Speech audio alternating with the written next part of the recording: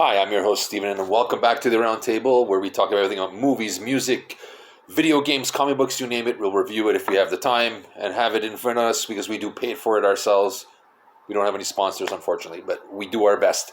Today I got a couple of words from Barbara Broccoli, the producer and the producer of the James Bond franchise, that they are reinventing the character. There is no script. There's no one in the running, and the script is 2 years away. So the film probably will be 3 to 4 years away. What am I taking from it? Being a huge Bond fan, there's, I mean, it's interesting concept because we've all noticed, as much as I love Daniel Craig, his tenor in this character. Uh, if anybody remembers Bond, especially thinking GoldenEye, when Judi Dench comes out and talks to Pierce Brosnan and says he's a macho sexist guy from the Cold War era and he's outdated. That's actually James Bond in a nutshell. He was a womanizer, you name it, everything that's not kind of accepted now. So as time goes on, he's becoming less and less relevant in this world. Also, if you look at the Bourne Identity and the Mission Impossibles, especially Mission Impossibles, outbonded the Bond films. In my opinion, the last three are just amazing, and kind of, I think, cast a shadow over the Bond films. So where does it go from here? One way I see it, Top Gun is a good example. Tom Cruise's character was a product of his time, and he brought him up to now. Like, he brought him up to speed. He showed that some of these points may not be politically correct or accepted nowadays, but they work. And that's what Bond can do. Bond can teach. They can put character as the leader of MI6 because of his experience in the field, and show these new recruits how it's done. And sometimes you gotta go, off grid or not by the book, and perhaps not be politically correct.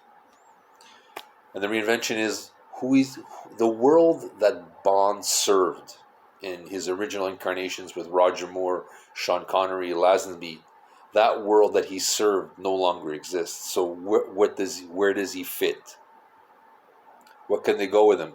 Because war is asymmetrical at this point. It's not really, there's no more communism per se that looming over our heads, and it's not like the Bonds in the 60s and 70s where basically you can just say it's a Russian, or we can even say German, whatever you want to do, right?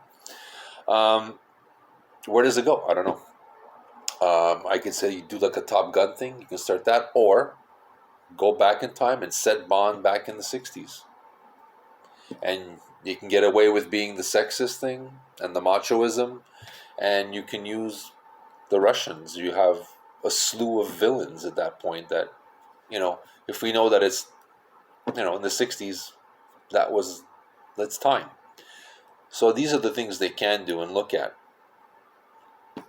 Who would embody Bond now? I don't know. I still go for Henry Cavill. If you look at The Man from U.N.C.L.E., he played a spy movie. He's played that really well. Michael Fassbender is a good choice. Other than that, I'm not sure where it can go. Either Bond being a mentor and opening his eyes to the new world and teaching these kids, and sort of like an interchanging of, sometimes you can't be politically correct. To get that job done, you got to go off grid kind of thing.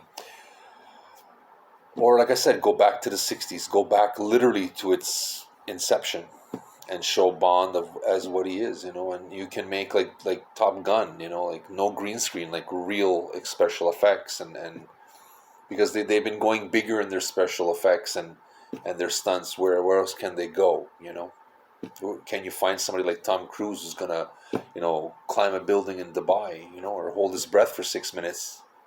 I don't know. I don't think you're gonna find somebody like that anymore. I think the best bet maybe go back to the 60s, but that's my thing.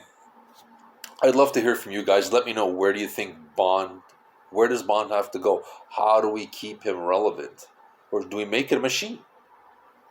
Is the time, you know? Or like Barbara Broccoli said, there are core elements to this character. Did she mean he has to remain a man? We don't know. That being said, what do you think? How should we reinvent Bond? I'd love to hear from you. Hit the like button, subscribe. This is Stephen from the Aroundtable, wishing you well.